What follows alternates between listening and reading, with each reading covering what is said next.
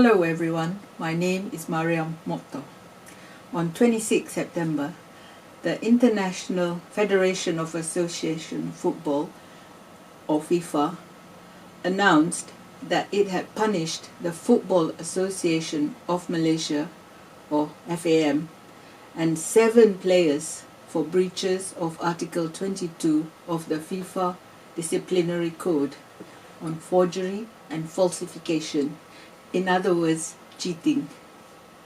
FIFA said the Federation of Malaysian Football had submitted falsified documents to confirm the players' eligibility to play.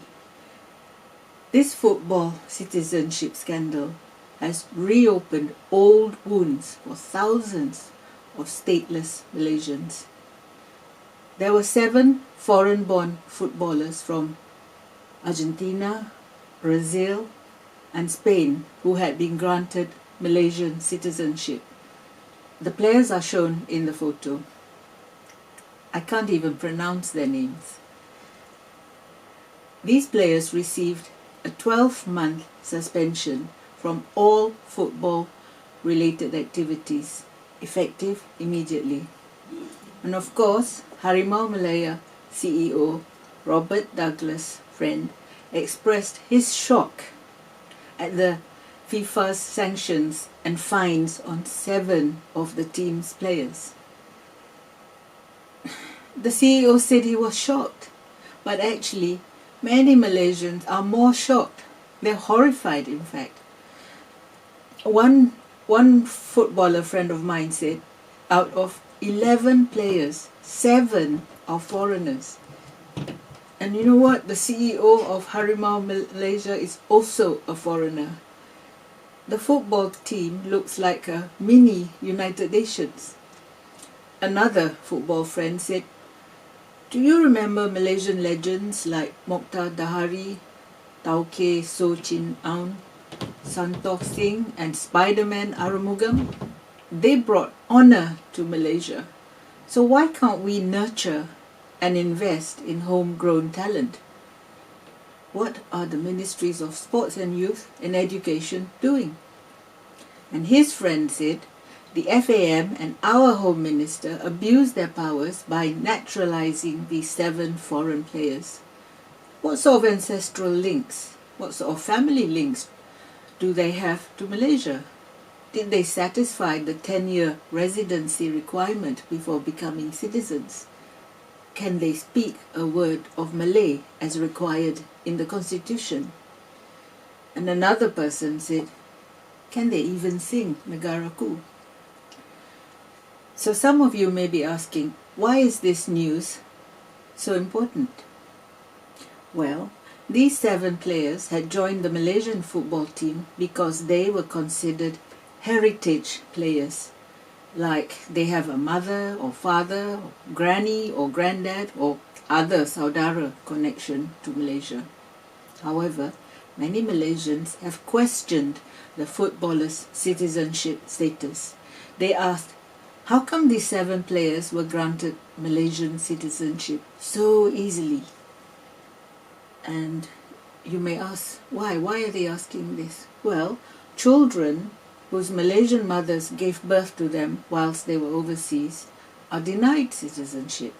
Perhaps the parents were working overseas then, perhaps they were studying. Then you have the Penan or Orang Asli who live in the interior of the country with no financial means to register the birth of their children born in the Ulu. And so they are told that their children are stateless.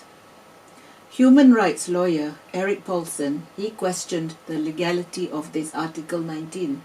He said that acquiring citizenship through lineage for those whose forefathers were born or were permanent residents in the territory that is now Malaysia is not found in Article 19. So how and why were the footballers, the 7 footballers, given special treatment? Are we, Malaysia, so desperate for goals that we are prepared to cheat? Now, when he was in Sungai Buloh, in jail in Sungai Buloh, and he was then a member of the opposition at that time, Anwar Ibrahim said, "The plight of stateless children in Malaysia is appalling, while the government's indifference to it is shameful." But today, now that he is Prime Minister, what has his Madani administration done to help the thousands of stateless Malaysians? People like Fandi Nukizan Ijan, a 22-year-old Bajau Laut youth from Semporna, Sabah. He's applied for citizenship for over a decade without success.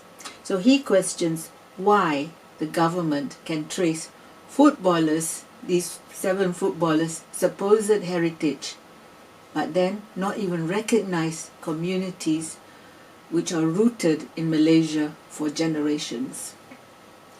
Home Minister Saifuddin Nasution claimed the footballers were thoroughly vetted. But then activists like Yap Siang from Borneo Comrade, he argues that even successful cases usually take years. And he asks why the government can be lenient with footballers but not with stateless people who were born and raised here in Malaysia. Eric Paulson calls this football and Malaysian citizenship a national and international scandal, and he is urged full transparency from the Home Ministry, the National Registration Department, and also FAM. He warns there are no shortcuts in life and in football, and he urges Malaysia to emulate Japan and South Korea by investing in grassroots development instead of quick fixes. This controversy, this scandal, isn't just about football. It is also about the integrity of the Malaysian citizenship process, the credibility of its institutions, and the future of its national team. We once produced football legends, so why can't we nurture homegrown talent and invest in our youth? Are the ministries of youth and sport as well as education listening? Some of you, the older Malaysians, will know that people who were born during the Malayan emergency of 1960 were only granted citizenship 50 years later. Some of them, okay? Not all of them, some of them. Why was their citizenship status delayed? And so, why are the footballers given special treatment?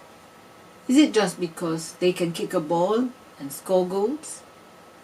The Home Minister and Prime Minister should clamp down on these double standards and hypocrisy of granting Malaysian citizenship.